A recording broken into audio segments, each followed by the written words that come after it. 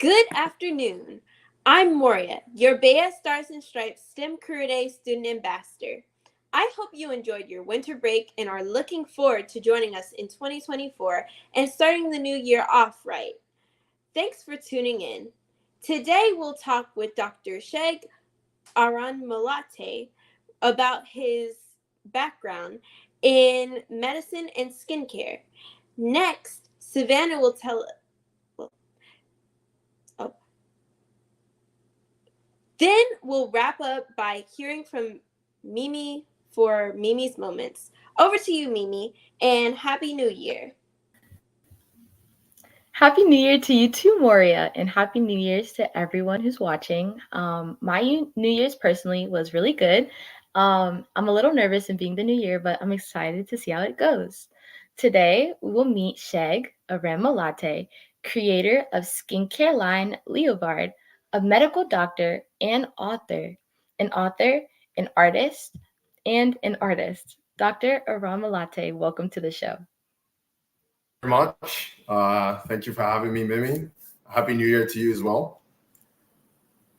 So my Happy name New is Year's. Dr. Sheg, and you can just call me Sheg if you want. Nice to meet you, Dr. Sheg. Thank you so much for coming on today. Would you be Absolutely. able to share? Oh, I'm sorry, you go. No, I said absolutely. I'm excited as well to be on the show.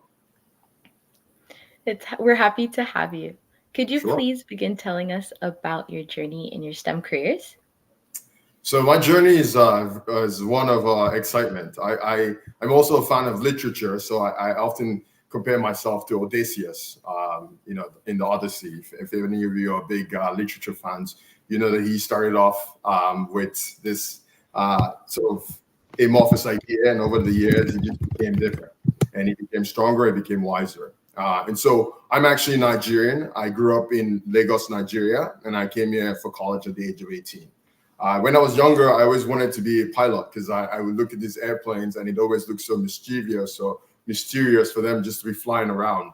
And when I finally was getting older, I realized that medicine was partly what I liked. And that sort of came from my family. My father's a physician. And so from a very young age, he was sort of like cueing me that I had to become a physician as well. But I almost did not want to do that because I didn't feel like it was something that was my calling. So I came to the United States at the age of 18. I came to college at the University of Maryland, UMBC in Baltimore. And that was one of my opening moments to sort of understanding what life was like by myself. And it was great because UMBC is a university that was really focused on science and technology, and engineering and mathematics, but they also give some room for artistic expression.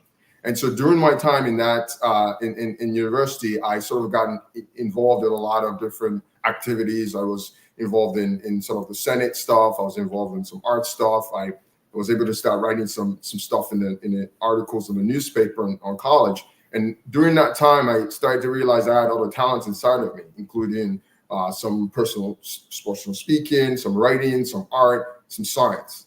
So after that, I wanted to go to medical school after finishing UMBC, and that took me down to Nashville, where I started doing research. Before I left Nashville, I actually completed a bachelor's degree in biochemistry and molecular biology. I also had some training in psychology, and then I obtained a master's in applied molecular biology also at UMBC before going to Nashville. And then in Nashville, I was able to land a gig at Vanderbilt University where I did research, working in microbiology and bacteria and stuff. I'm not going to go too nerdy. However, during that same time, I also picked up an interest in modeling, believe it or not, because I was looking for ways to supplement my income. And at that time, I was like, oh, being a science student is not the only way. I wanted to figure out a way. So I actually got into modeling, and I got fortunate enough to be on a TV show called Oprah's Big Give. And it was like, I was on national TV. However, after I was on that show, I realized that there was more for me to give to the world. I couldn't just have my appearance just be the only selling point. I felt that a person's strongest asset is really their brain and their ideas and how they can take their ideas and bring it to life. And so during the time at Vanderbilt, fortunately, we were able to discover some molecules that did some stuff. I'm not going to go into all the details, but that ended up allowing me to have a patent. So theoretically, I can call myself an inventor because I do have a patent for microbiological stuff that does some stuff. I'm not going to go into all the details. And then from there, I finally was able to get into medical school, which was a very, very daunting 4 years of my life. We always make this analysis that it's almost like drinking from a water hydrant. You're just giving so much information in such a short amount of time, and you have to absorb it, synthesize it, and just keep pushing forward. However, because I know that these ideas are not just for me, it's not just for me to show off. These are ideas that was going to allow me to become in a position to help people, which was sort of my underlying desire, is always to help people. I just kept on pushing. And after that, I finished that and I got into internship in general surgery. I did that, and then I came back to Tennessee. I left Tennessee, which was in Memphis, where I went to medical school, went to North Carolina for general surgery, then came back to Tennessee to do a fellowship in burn surgery. So after that, I currently work as a burn surgeon and wound surgeon in many ways. But on the other side, I also have all these other sides of me. I'm a scientist, as I said before, with in microbiology. I'm also an entrepreneur. My experiences in burn surgery mixed with my background in applied molecular biology, mixed with my background as a physician, allowed me to come up with my skincare line called Leovard. And Leovard was really to solve a very simple problem. I used to shave a lot when I was younger. I still shave. And I used to get a lot of razor bumps. I used to get acne and stuff like that, which is what a lot of young individuals get. And it was more pronounced because of my skin type, which is what we call skin of color. Now, our skin type as a person of color is actually very different from other types of skin types, because we have something called collagen, which makes our skin thicker, and our hair is also coily, and so it gives us more prone to more irritation when we shave. And so from there, I said, how can I solve that problem? Or how can I help fix that problem? And that's how the skincare line Leovard came into existence. And that has been a very exciting challenge. When I first started, I didn't really understand medicine. I didn't really understand business. And so during that transition, I decided that if I wanted to be successful as an entrepreneur, I had to have a good understanding in business. And during that time, I sort of got into MBA, which was a master's in business administration. And from there, I learned a lot of analytical tools. I learned a lot of critical thinking skills, a lot of strategy, a lot of marketing strategies, stuff that I would not necessarily been exposed to as a physician. And so beautiful thing about, having these different areas of mind, it allows me to form holistic solutions to problems. So when I look at a problem or I look at a problem, I can look at it from a science point of view and say, okay, how can I create solutions to fix this thing? Then I can also look at it from the artistic side of things. How can I create a product that looks very good from a design element, from just the aesthetics and how does it look like? And then I can also look at it from a business point of view, that once you create this product that solves a problem, that looks really good, now how do you get it into the hands of people? And so that's one of the beauties of going into science and technology, engineering and mathematics, because it allows you to see the world through a different lens. While everyone only sees one dimension, you're able to see 3, 4, 5 dimensions to be able to fix problems. So that's sort of the artistic side and the business side. But I also have a love for literature, as I said. I do love to read. I do love to write more than I actually love to read. And so during my time on the TV show, as I said, I realized that a lot of the things that we consume on entertainment actually has to be written before it's actually delivered. And so I started to work on my writing skills, which allowed me to come up with a quote about the farming, about that, my second novel. And so that again allows me not just to be able to go through the world with one dimension, but allows me to go through multiple dimensions. And even as a physician, I'm able to take the perspective of the patient and see what does it feel like to be that patient. And what that does, it gives me more empathy to be able to care for people. So, it's been a very exciting journey. Every day, I always keep thinking of new ways to solve new problems, new ways to make people's lives better, new ways to encourage more people, new ways to motivate people. Because at the end of the day, why are we on Earth? We're not just on Earth to just consume oxygen and, get new things and get more money and get more, or really come to really try and create a legacy. And a legacy is what people are going to remember you for. People are not going to remember you for how much money you had. People are not going to remember you for what kind of dress you wore, or what kind of clothes you wore, but people are going to remember you for the kinds of legacy that you created and how you were able to change people's lives. Are you able to take someone's life from a position of maybe pain, maybe suffering, to a position of betterment? And so that is sort of my overarching philosophy when I move through life. When I go through situations that are triumphant and excitement, I always celebrate those moments, but I keep thinking about the other problems that need to be fixed. And then when I'm in front of challenges and I realize it's very difficult, I sometimes have to remember what my overarching mission is, which is to solve problems, which is to help people.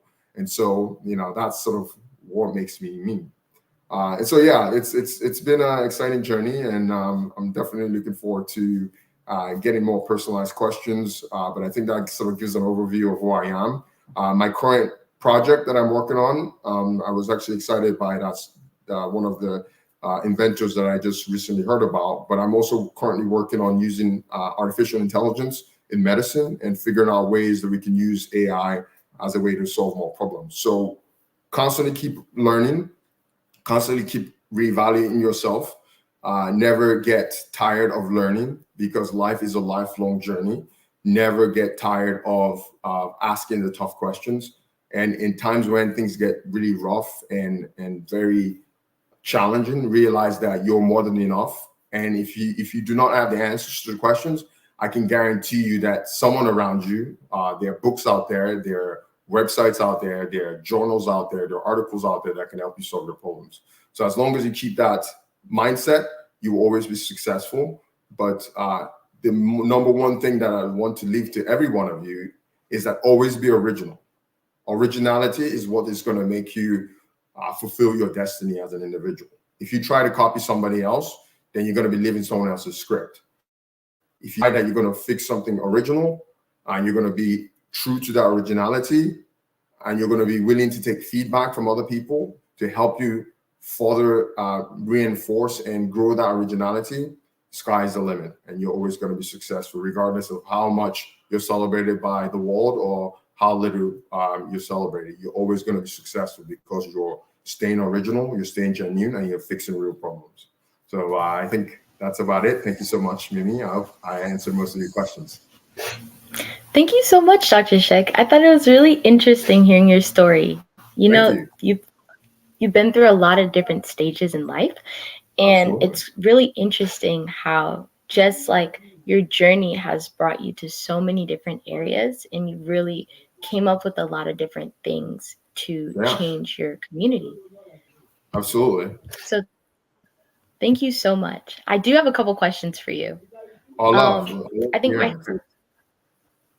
my first question I have for you is, how did you balance your time to achieve success in all the different areas that you've been through? Because I know you said you started business, and then you're in medicine, as well as, inventing new things. So how did you manage your time throughout your whole duration? Don't sleep. I'm just joking. So one of the biggest thing was, time management is a very powerful thing. I remember when I first someone asked me a question and said, "Hey, how do you have the time to write a book while you're doing all these things?" And I said, if you actually looked at how much comments and Facebook posts and stuff that people post online, if you got all their comments and you put it into a folder and put it into one document, that's a book, right? And so it's really about strategic time management. Everybody in the world, from the greatest inventors, let's even look at this platform we're using. People are using Apple, some people are using Windows, and the big names, Steve Jobs and Bill Gates and Zuckerberg and all these big names that have done things in technology. They have the same number of time. Everybody has 24 hours a day. Nobody can say I have 28 hours a day. So the reality is that you have to have time management. You have to stay focused on what you're trying to do, and you have to prioritize. And so for me, what I do is that I basically try to keep my time in blocks. And so I actually don't divide my time like most people do. And that's just how I work. I divide my time in almost like 15, 20-minute spurts. So I focus 15 minutes to do one thing, say medicine. I'll take another 10 minutes to focus on another thing, and I stop, and I go to the next one, and I stop. And so what that allows me to do is allows me to maximize my time, so that when I'm doing one thing, another thing could be running in the background. And by the time I want this done, it's kind of like cooking. Then you quickly go to the next one and you start working on it, and you just do that. And once you do that, there's a saying that it takes about 21 days to form an habit. So you just keep doing it and over and over and over again. And your brain is so exciting because something called neuroplasticity, which means the brain has the ability to rewire itself. And so you can do that. And over time, you just realize that it becomes second nature. You start doing multiple things at the same time, just like you're cooking. I hope that answers your question. That did. That's actually really fascinating. I never thought about it that way. I think I should try. Yeah. That was really cool, actually.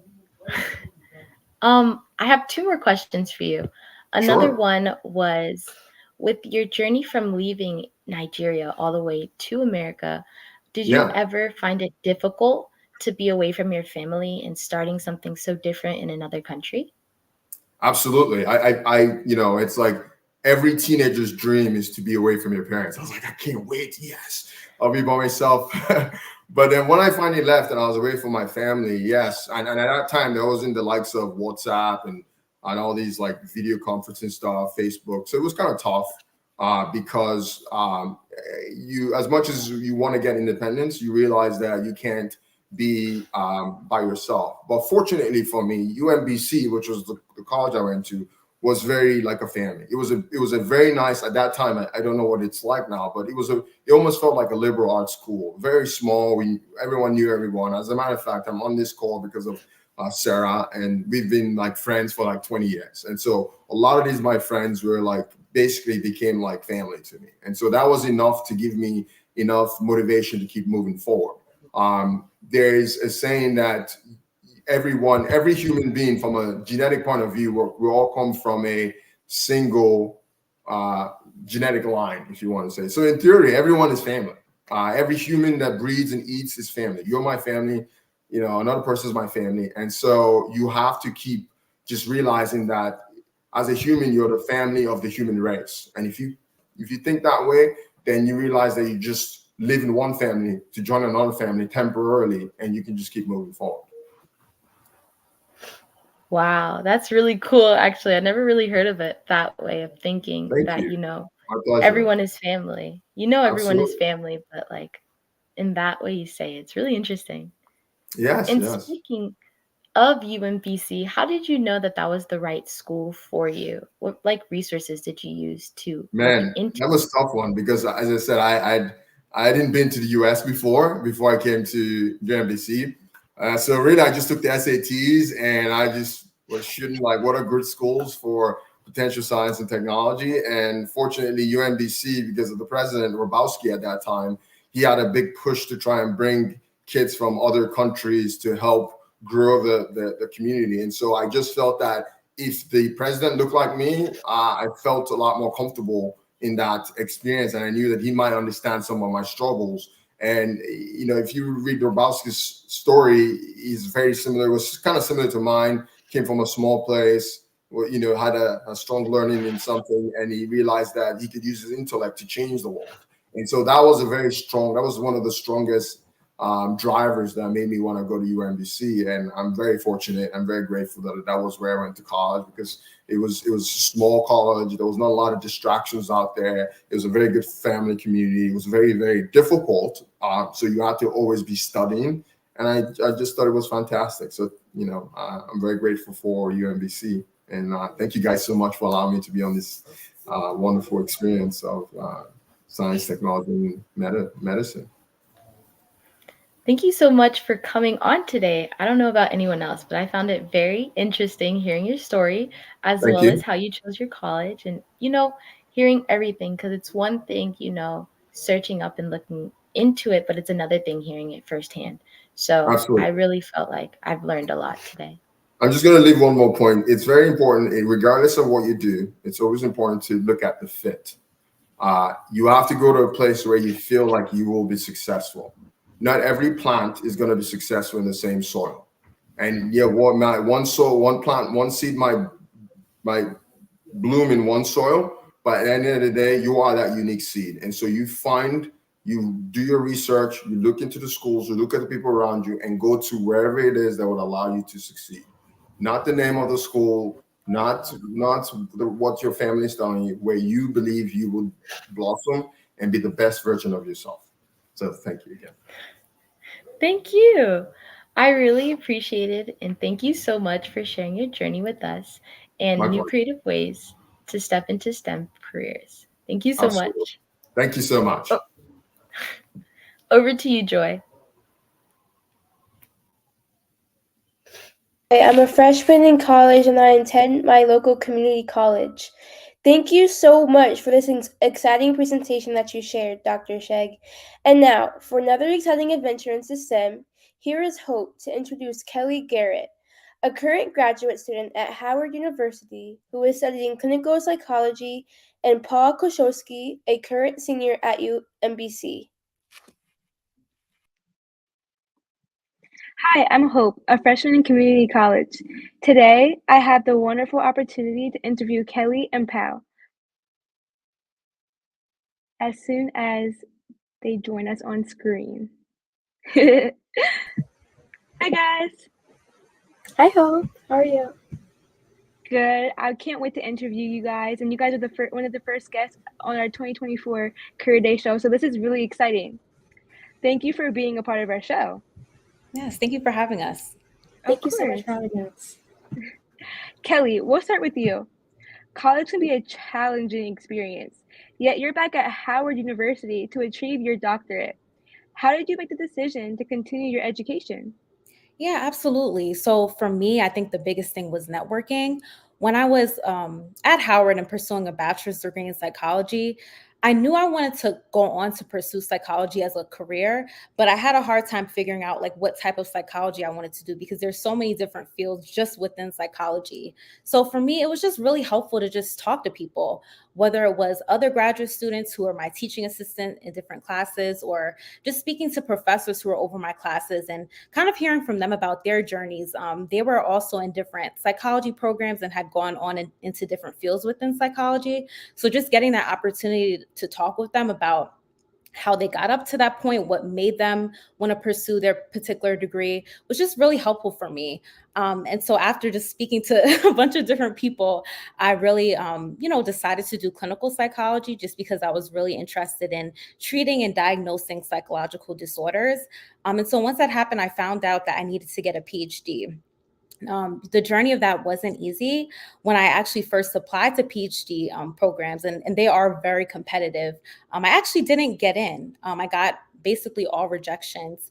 And, it was really my community and the network that I built at Howard that really made me feel confident in applying again. So once I graduated, I actually took a 2-year gap and did some work with children with autism. And then I finally decided to apply again. And that's kind of what led me to where I am now back at Howard. So yeah, the journey wasn't easy. But again, I think the biggest thing I can recommend to people who are in high school and trying to figure out what your major is, or in college and trying to figure out where you want to go after, just talk to people. You have a whole community of people where you are. And it's really just helpful to talk to those people and get that networking going on. So yeah. Networking is so important. The fact that you mentioned that it is really the new it's a new way to have to make opportunities for yourself. So I definitely see where you're coming from that. But what I really took from your story was how you got rejected but then tried again. I think that is so amazing. And you went to apply for a PhD, which is also like very challenging. But the fact that you're going back for your doctorate degree, which is even more challenging, is actually like insane. So I love that for you, and I can't wait to call you Dr. Kelly Garrett one day. I appreciate that. Thank you, Hope. Of course. Pal, you are also considering continuing your education after you receive your undergraduate degree. Tell us about your undergrad experience at UMBC. Yeah, so like Dr. Sheg, I go to UMBC currently. I am a senior. I study biology and I'm minoring in chemistry. And I do want to continue my education after I graduate and become a doctor. So I have taken all the prerequisite courses like organic chemistry, just every like pre-med, requirement I've taken. And so I plan to apply for medical school next summer. So this entire summer, I'm going to be studying for my MCAT, and it's very scary, but I'm very excited. And now that I've heard Dr. Sheg went through the same experience at UMBC, I'm excited to network with him now. But yeah, UMBC, it's still a very small school. Everyone knows everyone. There's plenty of opportunities to succeed in STEM careers as well as like liberal arts careers. There's so much support, and President Habrowski, he actually just left, but he has paved the way for minority students to succeed in STEM as well, and provided so many opportunities. So my undergraduate experience at UBC has been absolutely amazing. That is amazing. That UMBC sounds like a family oriented college that is definitely tempting. I have to look into that.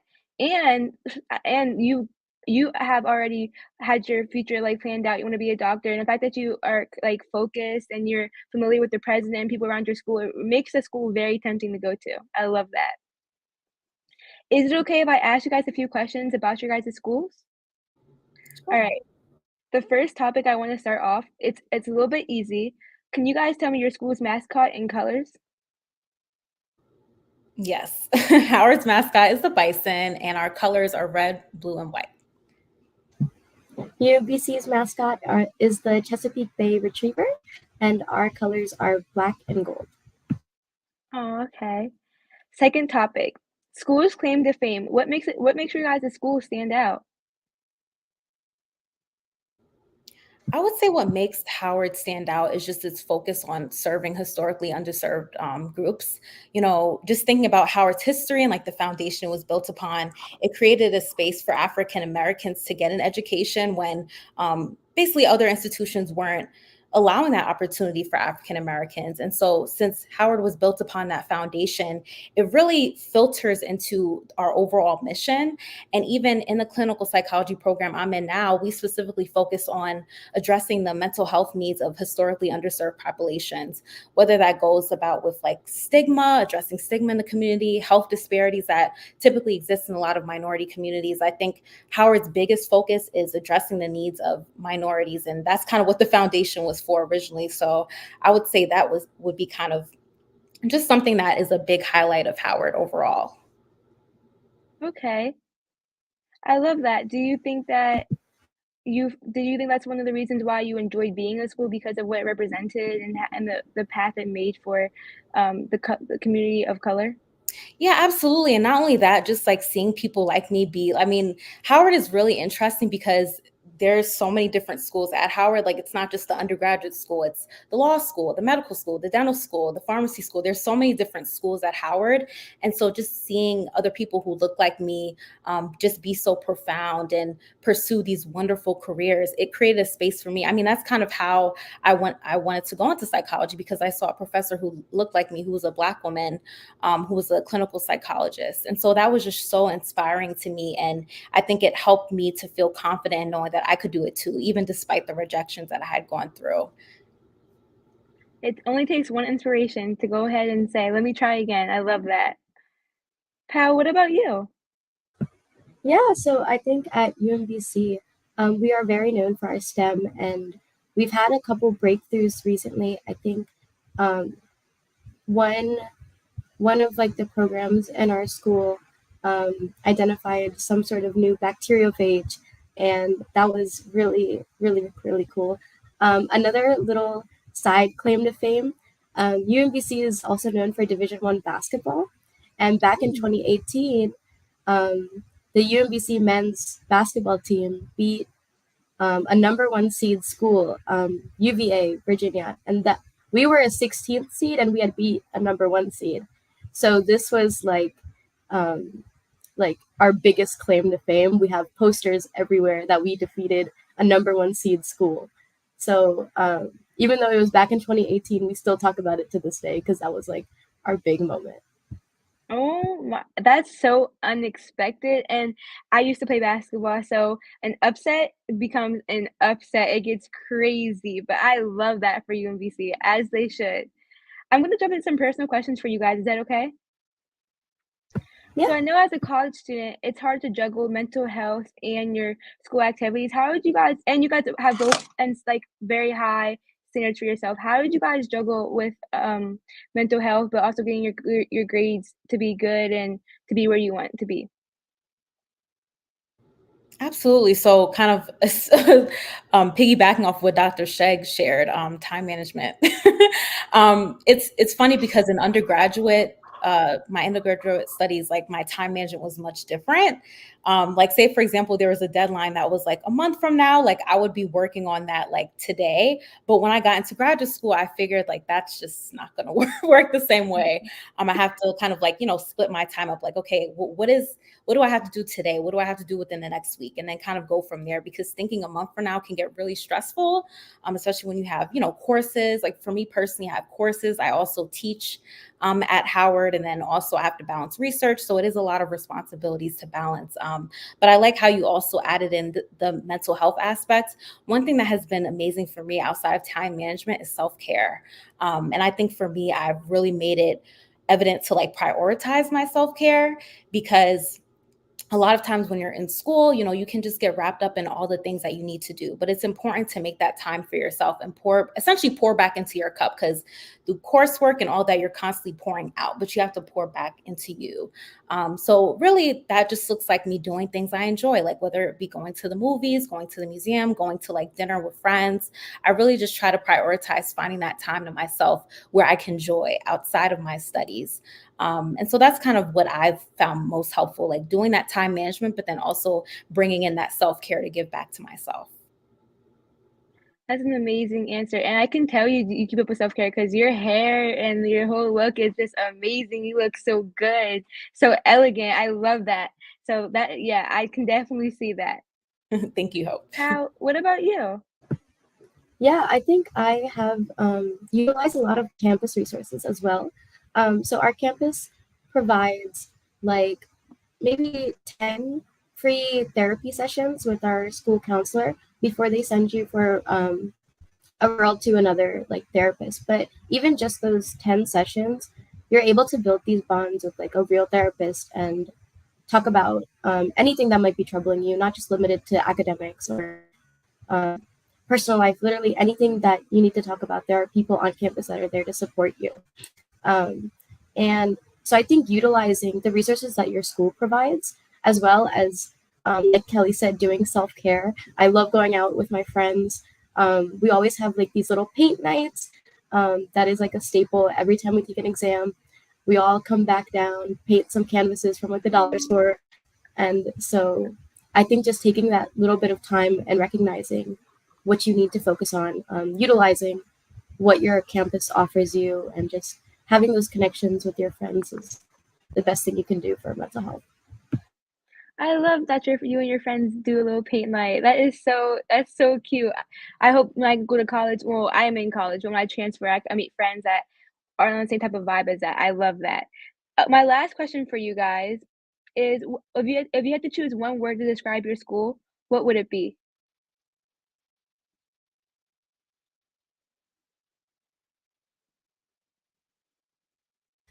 Can I steal Dr. Sheggs and just say family? Oh, I love that. Love that. I don't want to still pause. I would say family too, but I would just say like just inspiring, just again, like kind of going back to my point earlier, just seeing other people who look like me pursue wonderful things. I think it's just inspiring for me. And even though I went through undergraduate, it still continues to inspire me even in my graduate career. So yeah. Do you guys want to share any final words with our audience today, or any advice or anything you want to just leave them with? One point I'll have is to put your blinders on. And one thing I'll say about that is, and this is in comparison, I don't know if anyone like here watches like horse races, but typically like in horse races, the horse like has their blinders on so that they can kind of focus on like what they have going on in front of them in their journey. One thing I learned, especially being in graduate school, is that it's important for me to put my blinders on. And what that means is, sometimes you have to, there's so much going on social media and in our world around us. And sometimes we have to close that off and kind of focus on our own journeys and our own paths. Like I said earlier, when I initially applied to graduate programs, I got rejected. And, there are other people who might have got accepted. And and I realized that it wasn't my time. But a lot of times when you are in school and you're on social media, you can see other people who are, doing great things and might put you in a position to feel bad. But the thing is that, their journey is their journey, your journey is your journey, and your journey is unique to you. And it's just really important to put your blinders on sometimes and focus on the path that's in front of you. And yeah, just focus on your own journey and know that, the timing is always going to be right for when you will receive your blessings and the things that are meant for you. I love this career day because there are so many quotes from all of our speakers that I'm definitely going to be taking with me. Put your blinders on is an amazing type of like just like a reminder to your brain, to your mental, just focus on you, keep like you know what I mean? Like I just feel like that's just amazing. I love if you came up with it, I love it. I don't know who can like I love it in general. I'm gonna definitely use it. So thank you. Pal, what about you? For me, I think the most important thing I learned is college is what you make of it, right? I was scared at first to go to UBC because I thought that I would have like a really hard time making friends. I was just really scared because I'd only heard that like, oh, like their social environment isn't like all that, like it's a small school. Um, but like put yourself out there. Go to all of the events that your school has, meet new people. Um, Advocate for yourself. Don't be scared of rejection. I didn't apply to research labs because I was scared before I even emailed that I would be rejected because my grades weren't high enough. But the first email I sent, I got accepted. So, just have a positive mindset. You can do it. Don't compare, like, keep your blinders on. Don't compare yourself to others because there are always going to be people out there that maybe on paper seem like they're smarter than you, but you know your own worth and you really should advocate for yourself because you can do anything. Love that. I'm definitely gonna take that with me too. I can't wait to advocate for myself and continue to climb up the ladder. Just in case you need the oh sorry. I'm gonna wrap the show up with well not our show, the segment up with thank you for sharing your college experience with us. We appreciate your time, willingness to share to share your insights. Now, before we learn about a passive investor, here's a word from our sponsor, Lockheed Martin. Thank you guys. I work at Lockheed Martin as a cybersecurity systems engineer, and I've been at Lockheed for 19 years. The role of cybersecurity engineering has a tremendous impact on the mission to deliver secure systems to our customers. I have 3 children. My kids are the center of my universe. I would not be able to continue working effectively as a working parent if it had not been for the flexibility in our work schedule and the flexibility of our leaders to help me exercise a flexible work schedule. One of the reasons why I've been at Lockheed Martin for 19 years is because I think the culture and the values that we demonstrate really reflect my own personal values. Performing with excellence, acting with integrity, those are steadfast values that we talk about day to day. I have seen great changes in the diversity within our company. 19 years ago, there weren't a whole lot of women in leadership, so the few that we had were highly coveted. Today, I'm proud to say that we see quite a few women in leadership roles. The advice that I would provide to young women and girls who are interested in STEM is go for it. You can do it. Don't let anyone stop you.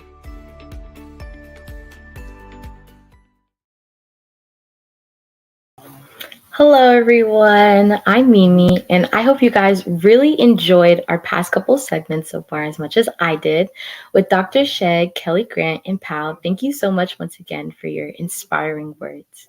A story that is equally as inspiring is this month's inventor, Daniela Blanco. Daniela Blanco is an engineer, inventor, and an entrepreneur. Born in Venezuela to a single mother who is inspired to become the woman she is today. Daniela claimed at 4 years old that she wanted to become a scientist. By the time that she attended high school, her love for solving problems began to grow. She was particularly interested in the problems with the fossil fuel industry in her country and wanted to look into replacing this industry with renewable energy technologies. From there, she studied chemical engineering first at Universidad Simeon Bolivar and later obtained her master's and PhD in chemical engineering at NYU. Daniela was serious about her passion for problem solving, and she invented a chemical reactor that uses electricity rather than heat from fossil fuel to produce nylon and other materials that produce pollutions. She also became a co-founder and CEO of Synthetics, a startup company that develops machine learning and platforms that leverage very small data to enable the development of new chemical medicine and material up to 15 times faster. Later, Blanco has made an optimized system for clean energy storage and hydrogen production in the making. This is very useful in the future for situations such as natural disasters when backup power is needed. Daniela Blanco pursued her dreams and it led her to new heights. She saw problems in her own community and took personal responsibility to solve them. As students and citizens, we need to look up to her leadership and drive to benefit our own communities. What problems do you see that you can begin overcoming in your own life? Instead of waiting for someone else, you can become someone to solve a problem and take action. Students, we hope that you all enjoyed learning about our STEM Career Day today at Baya Stars and Stripes STEM Career Day, streamed live at STEM City USA. Next month, we'll share another inventor who has changed the way we use technology today. But before that, let's take a quick commercial break to learn more about STEM City USA. What if you could build your own city? A place where every child can find nurturing people to help them achieve their full potential. A place where every adult can access job training support. Where health education is abundant. Where social justice ruled the land. A place without limitations. Welcome. You have arrived at STEM City USA. It is what every city should be. A safe and trusted community where you find people and resources to help you become everything you are and beyond. STEM City is unlike anything you have ever experienced. It is a digital twin of the world around you, only better. STEM City is about energy and soul renewal. It is more than a digital world. You can almost feel the power of live cultural events, music, and theater. STEM City promises a better future for children with caring mentors and hands-on activities with dedicated tutors to support our youth. STEM City is your passport to a healthy lifestyle with weekly events addressing our community's many issues. STEM City is your financial well-being with helpful information on wealth management, career advancement, job training, and so much more. STEM City is the community you deserve. It is the city where your dreams can come true. STEM City USA, a place in the sky that is accessible to all who reach for the stars.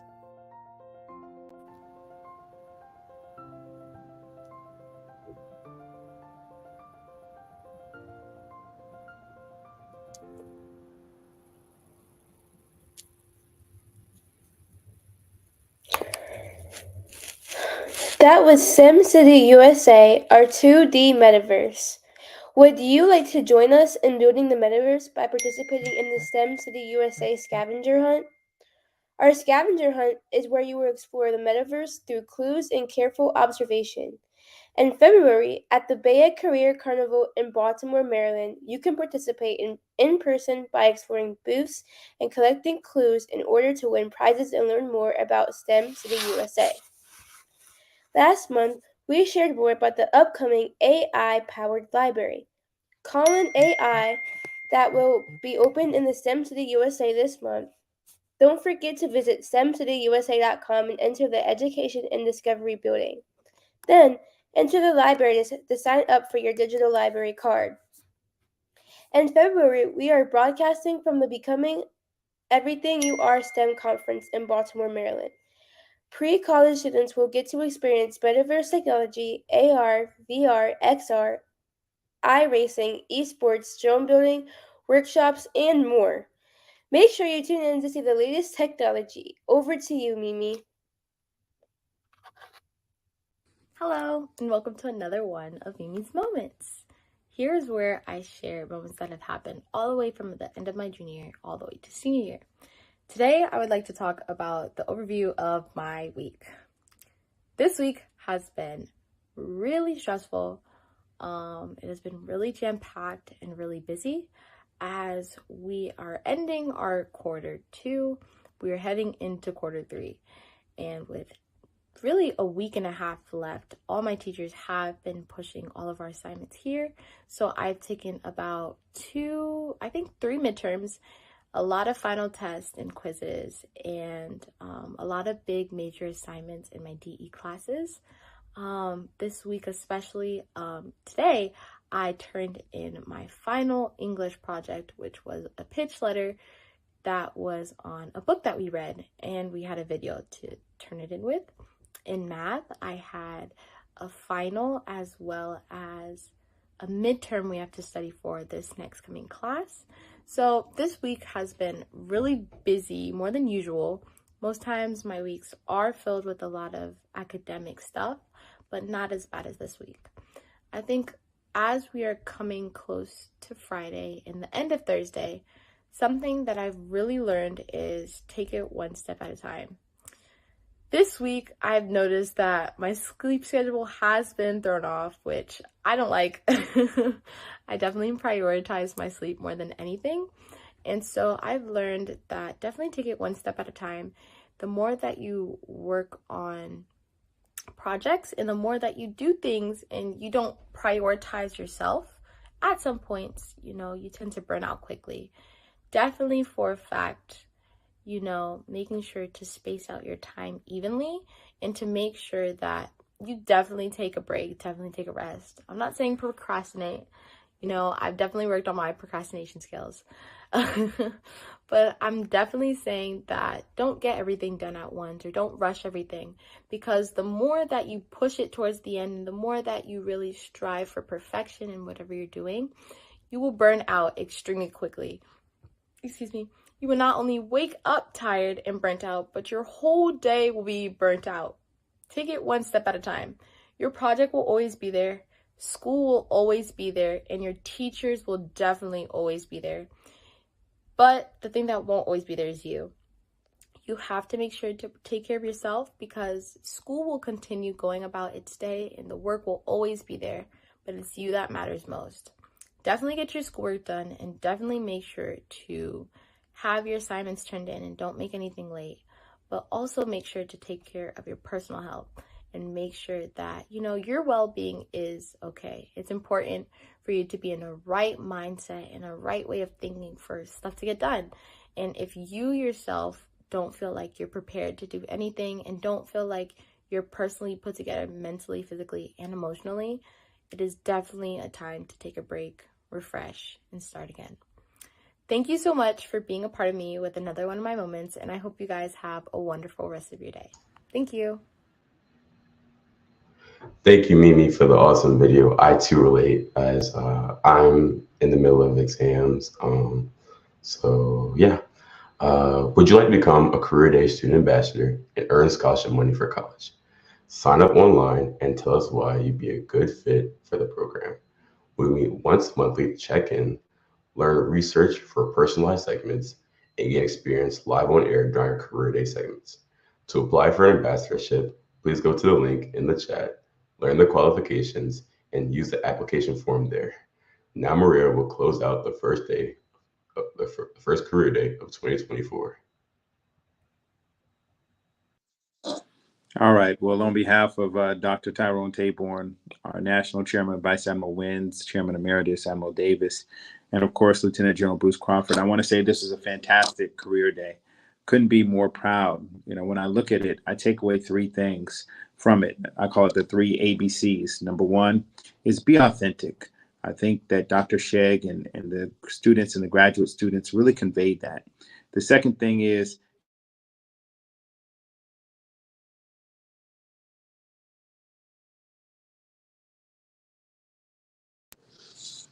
multiple families.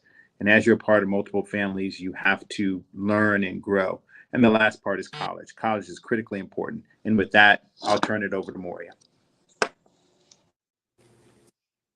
Thank you. And thank you to all who joined us for Career Day. Thank you to our Career Day speakers, Dr. Sheikh Aran Molate, Paul Chokshi, and Kelly Garrett for joining us today. Please remember to visit STEMcityUSA.com for more BEA STEM Career Day segments. We would like to give a very special thanks to our BEA STEM Career Day sponsor, Lockheed Martin. They are known for their groundbreaking work in aerospace, arms, defense, information security, and technology around the world. Please remember to subscribe to our YouTube channel and join us for the next Career Day on February 17, 2024, where we'll be live at the BEA STEM Conference in Baltimore. I'm looking forward to it. See you next time. This is Moria Bowman signing off. Every day at Lockheed Martin, we are creating the future.